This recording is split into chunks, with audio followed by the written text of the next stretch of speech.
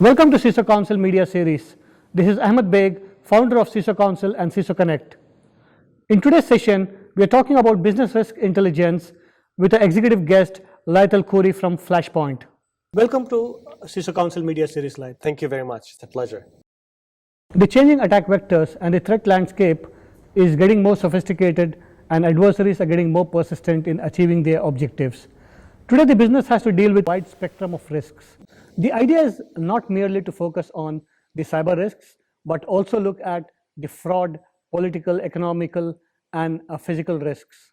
Laith, what is the trend you're seeing globally by adversaries to attack government and the enterprise organizations, and to what extent are they successful? We are seeing a rise, a spike in adversaries and malicious actors trying to target both the public and the private sectors.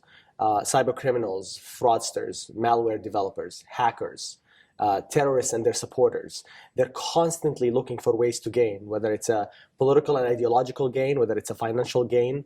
Unfortunately, we are constantly at risk, especially with the acceleration of technological advancements that allows them to target individuals when they are miles and miles away. So what we're seeing is actually a spike in a lot of that activity. And a lot of that activity is taking place in the deep and dark web, where these individuals are able to discuss threats, they're able to grow their presence, and they're able to learn from each other and develop their own tools to get that gain. Like for the general audience, how would you like to describe the deep and dark web? Deep and dark web is essentially the environment, the cyber environment that is not indexed by search engines like Google or Bing.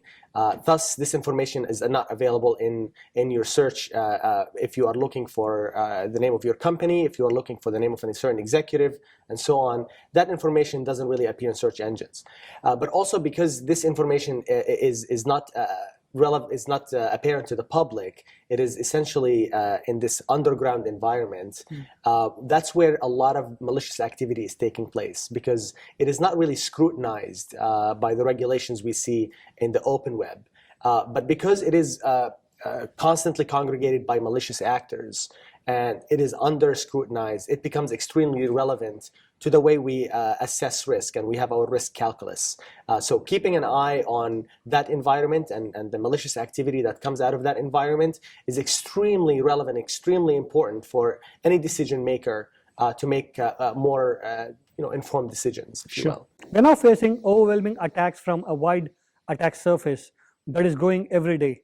How can business risk intelligence programs be formulated to address these risks? What's really important to note is that the concept of business risk intelligence is about customizing an intelligence solution to the specific needs or the priority intelligence requirements or the mission of the client.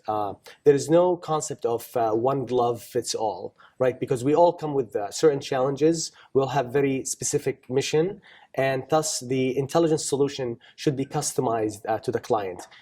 Much of that is based on the emergent intelligence that we are gathering from the deep and dark web, that is based on our monitoring of the tactics, techniques, and procedures used by malicious actors. These individuals are constantly changing and constantly evolving, and that also should be our search for intelligence, is that it should be constantly evolving, constantly in the proactive level, not on the reactive side. The difference is that traditional cyber threat intelligence providers are constantly reactive. They're constantly looking after the fact. What we are doing is we are actually proactively looking for these emergent trends and informing our clients about it. We're now facing overwhelming attacks from a wide attack surface that is growing every day. How can business risk intelligence programs be formulated to address these risks? The way we provide business risk intelligence is actually based on the need. As the threat is evolving, we are evolving with it. So we are constantly informing our clients and customers about that threat as it is actually unfolding, unlike a lot of cyber threat intelligence traditional ones, if you will, that are constantly reactive, and they're discussing the trends of yesterday and yesteryear, while we are actually looking at the trends that are unfolding today and will potentially unfold in the near future. Sure. We have recently seen closure of Alphabet and Hansa. What is the future landscape of deep and dark web?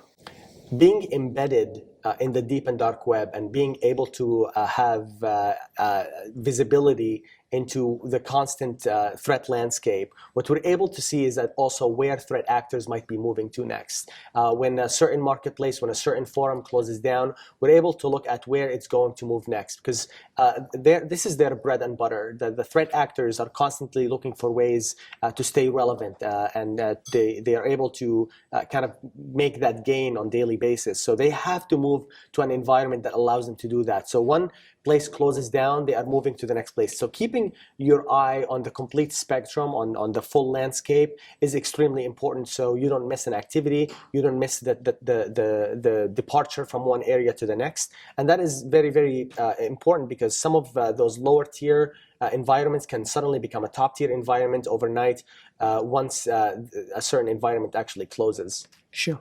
Laith, how do we address the delayed detection and ineffective response?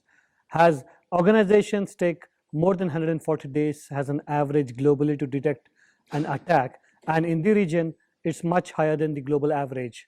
I think what's important is to look at that many industries around the world, from every vertical possible, is looking at incident response. They're pouring so much resources in responding to an incident. As you mentioned, there's such delayed response in first identifying the problem, identifying the vulnerability, then actually responding to it.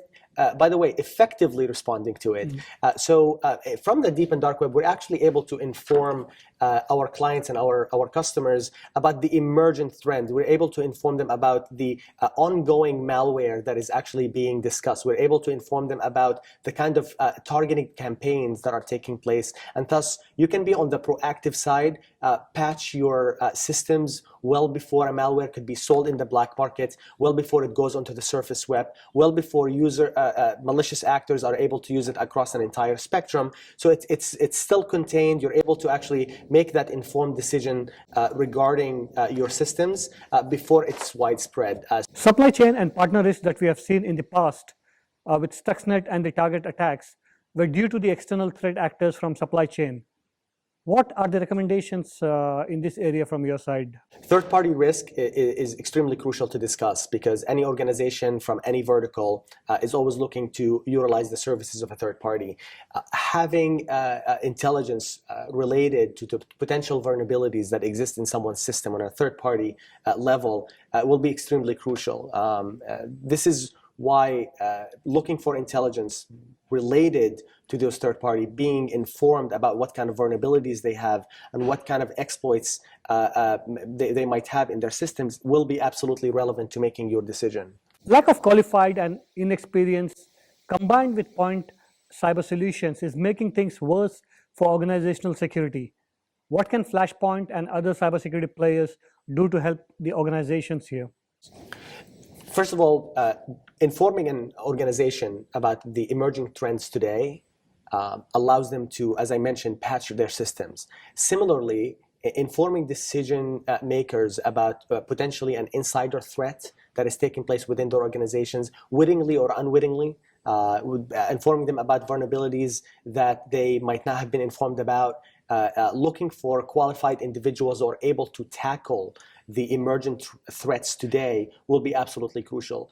Having an employee who only understands the threats of yesterday will not really be relevant for the organization today. So having those intelligence professionals look at the threats that are unfolding as we speak, the threat environment at large, will be extremely crucial for the longevity of your intelligence solution. Sure. Laith, here comes my last question. What is your roadmap, and how is it relevant to the future threats that the organizations would see? Flashpoint has been at the outset of understanding how the deep and dark web work. This is a crucial piece of intelligence that without it, you don't have really a comprehensive solution.